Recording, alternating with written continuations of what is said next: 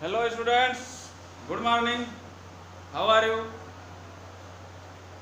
I hope you are happy and healthy. Today I will teach you the chapter 5th of poetry, poem A Lament. The present poem is a fine creation of the great romantic poet P.V. Shelley. P.V. Shelley is known as a great English romantic poet. The present poem, A Lament, is a short creation of the poet. In this poem, P.V. Shelley has expressed the sadness of his own life. A Lament P.V. Shelley की एक सुंदर कविता है। यह कविता P.V. Shelley के व्यक्तिगत जीवन के दुख की कविता है। लैमेंट मीन्स होता है विलाप, अर्थात एन एक्सप्रेशन ऑफ सारो, दुख की अभिव्यक्ति। इस कविता में P.V. Shelley ने अपने दुख की अभिव्यक्ति को एक्सप्रेस किया। दुख की अभिव्यक्ति क्या है? What is the expression of his sadness? In the age of 28, P.V. Shelley realized that he would not live long in this world. He realized that his young age is full of sorrow. He is unable to do any work. He is unable to bear the circumstances of life. इस प्रकार at the age of 28 वर्ष की अवस्था में pessimistic thought उनके अंदर है, निराशावादी विचार। वह एहसास किए कि वो अब इस संसार में अधिक दिन तक नहीं जिएंगे, नहीं रहेंगे। वह अपनी युवा अवस्था में वृद्धावस्था अपनी महसूस कर रहे हैं और इस छोटी कविता में उन्होंने अपने दुख के भाव को एक्सप्रेस कर दिया। और इस कविता के लिखने के बाद ही 1821 में कविता लिखी गई और at last he died in 1822। 29 वर्ष की अवस्था में ही यह महान कवि इस संसार से विदा हो गया। यह उनकी अंतिम रचना जो फुल ऑफ सॉरो, एक लैमेंट के रूप में है, विलाप के रूप में है, दुख की अभिव्यक्ति के रूप में। इस कविता को 2 स्टैंजा के रूप में माना गया है। इसमें फर्स्ट स्टैंजा आप देखें और उसके हिंदी और इंग्लिश एक्सप्लेनेशन दोनों को ध्यान से सुने तो आपके समझ में आएगा। फर्स्ट स्टैंजा में पोएट कह रहा है, O world, O life, O time, on whose last step I climb, trembling at that where I had stood before, when will return the glory of your prime, no more, oh never more। प्रस्तुत कविता में इस first stanza में कवि ने अपने मन के दुख के भाव को पूरी तरह से व्यक्त कर दिया। कवि प्रथम लाइन में ही, प्रथम पंक्ति में ही संसार, अपने जीवन और समय को एड्रेस किया, क्योंकि कवि को ये मालूम है कि वह इस संसार से अब जाने वाला है, अब उसका समय बीतने वाला है, अब उसके जीवन का अंतिम क्षण चल रहा है, इसलिए वह तीनों को एड्रेस किया। In this stanza, the great poet P.V. Shelley expresses his own sadness, his own grief in his youth age at the age of 28। यानी इस स्टैंजा में कवि अपने 28 वर्ष की अवस्था में ही, अपने यूथ एज में ही, युवा अवस्था में ही अपने दुख के भाव को व्यक्त करता। He fears of his premature death, वह समय से पहले आने वाली मौत से भयभीत है। He has expressed his pessimistic thought in this stanza। इस स्टैंजा में कवि अपने पेसिमिस्टिक थॉट को अर्थात निराशावादी विचार को व्यक्त किया। In the first line he addresses this world, his life and time। P.B. Shelley addresses the world, his own life and the time। आगे क्या कहते हैं? संसार, जीवन और समय को संबोधित करते हुए पी.बी. शैली आगे कहते हैं, ऑन whose last steps, जिसके अंतिम कदमों पर, लास्ट स्टेप्स मीन्स अंतिम कदम, ऑन whose जिस पर, यानी जिसके अंतिम कदमों पर, whose मीन्स जिसके, लास्ट स्टेप्स अंतिम कदमों, ऑन पर, जिसके अंतिम कदमों पर, आई क्लाइंब मैं चलता हूं, मैं चढ़ता हूं, यहाँ आई पोएट। अर्थात पी.बी. शैली कहना चाहते हैं कि वह अपने जीवन के अंतिम क्षणों पर चल रहे हैं, अर्थात अब उनके जीवन का अंतिम क्षण आ गया है, लास्ट स्टेप आ गया। यानी he realises that he would not live long in this world,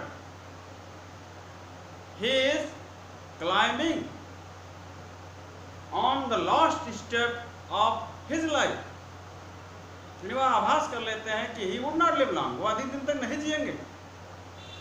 he is climbing on the last steps of his life, वह अपने जीवन के अंतिम कदम पर चल रहे हैं। This is his pessimistic thought. He has fear of his premature death.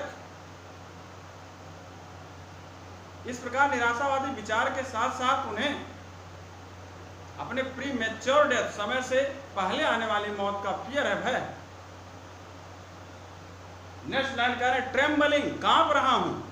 PB. शैली कहते हैं कांप रहा हूं। एट दैट, उसी पर, अर्थात उसी अवस्था पर कांप रहा हूं, उसी यंग एज में कांप रहा हूं। वेयर, जहां, अर्थात जिस पर, आई हैड स्टूड बिफोर, जिस पर मैं पहले खड़ा था। स्टूड मीन्स खड़ा, बिफोर मीन्स पहले। अर्थात वो कहना चाहते हैं कि जिस अवस्था में वह स्ट्रांगली खड़े थे, हर कार्य करने में एबल थे, सक्षम थे, हर परिस्थितियों को सहन करने में समर्थ थे, आज स्थिति यह है कि वह उसी अवस्था में अब कांप रहे हैं, अर्थात कमजोरी महसूस कर रहे हैं। He says that he feels weakness in his youth age। वो अपने यूथ एज में ही वीकनेस फील कर रहे हैं, कमजोरी महसूस कर रहे हैं। He is trembling even in his youth age। वह अपनी युवा अवस्था में ही कांप रहे हैं, like an old man, एक वृद्ध आदमी की तरह। He realizes that he is not able to do any work। He realizes that he is unable to bear the circumstances of life। वह आभास करते हैं कि वह अपने जीवन की परिस्थितियों को बियर करने में, सहन करने में अनेबल हैं, असमर्थ हैं, सक्षम नहीं हैं। इसीलिए कह रहे हैं कि वो उसी जगह पर, उसी अवस्था में कांप रहे हैं, जिस अवस्था अर्थात जिस जगह पर वो पहले खड़े थे, अर्थात मजबूती के साथ अपने जीवन को जी रहे थे, खुशी के साथ अपने जीवन को जी रहे थे। अब उसी अवस्था में उन्हें दुख महसूस हो रहा है और कपकपी जैसी महसूस हो रही है, वीकनेस फील कर रहे हैं। he feels weakness.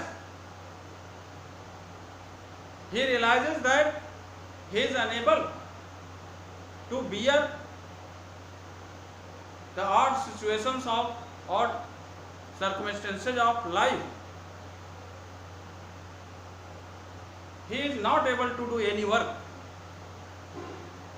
so he is trembling like an old man.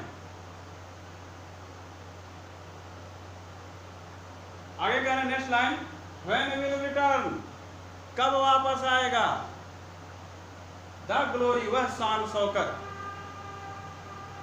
वह खुशहाली, ऑफ योर प्राइम, तुम्हारे युवा अवस्था, prime means young age, youth age, कह when will return, कब वापस आएगा, द ग्लोरी, शान Shaukat,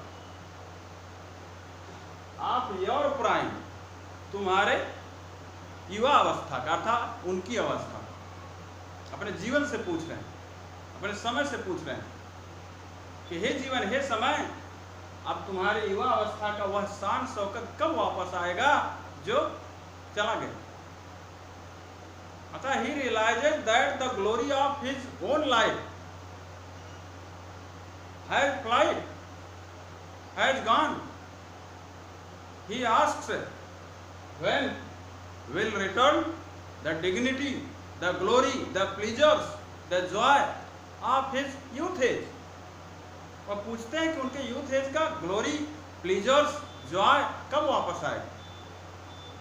when will return the real power of his youth age, उनकी युवावस्था का जो रियल पावर है, वास्तविक शक्ति है, कब वापस आएगी, ऐसा वो पूछ रहे हैं। It means he realizes weakness in his youth age, so he asks when will return the real power, the real glory, the real pleasures, the real joy of his youth age। अंत में उत्तर भी देते हैं, स्वयं reply करते हैं, कहते हैं नो मोर, ओ नेवर मोर, अर्थात वो कहना चाहते हैं कि उनके जीवन की खुशहाली, उनके युवावस्था का प्लीजर्स, उनके युवावस्था की शक्ति अब कभी भी वापस नहीं आएगी। यानी he realises that the real power, the real glory, the pleasures, the joy of his youth age will never return, will never return. यानी उनके युवावस्था का जो ग्लोरी था, शान शौकत था, रियल पावर था, प्लीजर्स था, जॉय था, वो कभी नहीं वापस आएगा। Thus the poet expresses his sadness, his pessimistic thought in this stanza। इस प्रकार इस स्टैंजा में, इस पद्यांश में कवि ने अपने दुख के भाव को व्यक्त किया और फर्स्ट लाइन में ही एपोस्ट्रोफी का यूज किया है, संबोधन अलंकार का यूज किया है। इस तरह से फर्स्ट स्टैंजा में ही कवि ने अपने मन के भाव को बिल्कुल व्यक्त कर दिया है, जो उसके पेसिमिस्टिक थॉट हैं, सॉरोफुल थॉट हैं, उसको एक्सप्रेस कर दिया। अब इसके आगे सेकंड स्टैंजा भी आप ध्यान से सुनिए। सेकंड स्टैंजा में पुनः कवि एवे शैली कहते हैं, out of the day and night, अर्थात दिन और रात के दौरान, during the day and night of his life, दिन और रात के दौरान, अ जॉय, जो खुशी थी, अर्थात जो उनके पिछले दिनों में दिन और रात के दौरान उनके जीवन की, उनकी युवावस्था की खुशहाली थी, जॉय थी, हैज टेकन फ्लाइट, वह दूर हो गई, चली गई, has gone. The poet wants to say that the real joy during the day and night of his youth age has gone. यानी उसके जीवन के, उसकी युवावस्था के दिन और रात के दौरान की जो जॉय था, रियल जॉय था, प्लीजर्स था, वो गायब हो गया, डिसअपियर हो गया। The pleasures, the joy of his life have disappeared. उसके जीवन की जो खुशी थी, खुशहाली थी, वो डिसअपियर हो गया, गायब हो गया, फ्लाइट हो गया। यानी during the day and night the real Joy and pleasures of his life have disappeared. The poet realizes that there is nothing in his life. There is only sadness, grief in his youth age. वह एहसास करता है कि उसके उस युवावस्था में केवल ग्रीफ है, सैडनेस है, दुख ही दुख है। जो जॉय था, जो खुशी थी, वो तो डिसअपियर हो गई, गायब हो गई, दूर हो गई। अर्थात दिन और रात के दौरान जो उसे खुशी प्राप्त होती थी जीवन से, अपनी युवावस्था से, वह अब दूर हो गई। The poet wants to say that the pleasures, the joy of his young age has gone. इस तरह से कवि पूर्ण रूप से दुख के भाव को व्यक्त करता है। आगे कहता है, फ्रेश स्प्रिंग एंड समर, तरो ताजगी भर देने वाली बसंत ऋतु। स्प्रिंग मीन्स बसंत ऋतु, समर मीन्स ग्रीष्म ऋतु। तो तरो ताजगी भर देने वाली बसंत ऋतु और ग्रीष्म ऋतु, आगे कहा एंड विंटर और जाड़े का तुषार। जाड़े में जो ओस पड़ता, तुषार, ओस, फ्रॉस्ट, ड्यू। तरोताजगी भरने वाली बसंत ऋतु, ग्रीष्म ऋतु और जाड़े का तुषार अर्थात शीत ऋतु क्या करते हैं लोग? मूव, द्रवित कर देते हैं, हिला देते हैं माई फेंट हार्ट, कवि के दुखी हृदय को, कमजोर हृदय को। फेंट मीन्स दुखी, कमजोर, वीक, सॉरोफुल। मूव मीन्स हिलाना, द्रवित करना। तो कह रहा तरोताजगी भर देने वाली बसंत ऋतु और ग्रीष्म ऋतु और जाड़े का तुषार तथा शीत ऋतु मूव, हिला देते हैं, द्रवित कर देते हैं माई फेंट हार्ट, उसके कमजोर हृदय को। Refreshing spring season as well as the summer season and the frost of winter season, they move his weak heart। ये सभी उसके वीक हार्ट को, उसके कमजोर हृदय को हिला देते हैं, अर्थात दुख देते हैं। लेकिन कैसे? विद ग्रीफ, दुख के साथ, दुख के साथ हिलाते हैं। अर्थात ये सभी मौसम, ये सभी ऋतुएं कवि को दुख ही दुख दे रही हैं। All the seasons are giving sadness to the poet because he feels sadness in his youth age. वह अपनी युवावस्था में ही दुख महसूस कर रहा है। He realises that he would not live long. He realizes his old age in his, even in his youth age। अपनी युवावस्था में ही वह अपनी ओल्ड एज को महसूस कर रहा है और वह सोच रहा है कि वह अधिक दिन तक नहीं जिएगा। इसलिए सारे सीजन, सारे ऋतुएं उन्हें दुख ही दुख दे रही हैं। इसीलिए वो कहा कि तरोताजगी भर देने वाली बसंत ऋतु और ग्रीष्म ऋतु और शीत ऋतु, ये सभी उसके दुखी हृदय को दुख के साथ हिला देते हैं, द्रवित कर देते हैं। यानी refreshing spring season as well as summer season and the frost of winter season, they move the weak heart of the poet with grief, with sorrow, with sadness। आगे का but with delight। कारण जहां तक खुशी की बात है, अर्थात खुशी नहीं देते हैं, अर्थात ये सारे मौसम डिलाइट नहीं प्रदान करते। Delight means joy, खुशी। And they do not give joy, pleasures to the poet। ये मौसम कवि को जॉय नहीं देते हैं, प्लीजर्स नहीं देते हैं। Joy of his life has taken flight. Taken flight में दूर हो गई, डिसअपीयर्ड, गायब हो गई। उसके जीवन के जो खुशी थे वो दूर हो गए। कोई भी मौसम, कोई भी ऋतुएं उसके खुशी को वापस नहीं कर पा रहे। इसीलिए वो कहा कि refreshing spring season, summer season and winter season, they move his week heart with grief, with sorrow. All the seasons do not give joy and pleasures of his youth age. Last में कहा no मोर और never more, अर्थात तो जो delight है, खुशी है, खुशी से संबंधित लाइन आई, डिलाइट में जॉय, वो कहना चाहता नो मोर और नेवर मोर। जहां तक खुशी की बात है वह कभी नहीं वापस आएगा, कभी नहीं वापस आएगा। अर्थात वह सोच रहा है कि अब उसके जीवन के, उसके युवा अवस्था की जो खुशहाली थी, जो ताकत था, जो शक्ति थी, जो डिलाइट था, जो जॉय था, जो प्लीजर्स था, वो कभी नहीं वापस आएगा। यानी the Joy, pleasures, glory of his life will never return, will never return. Thus the poet has pessimistic thought in this poem. इस तरह से कर निराशावादी विचार रखता हूं।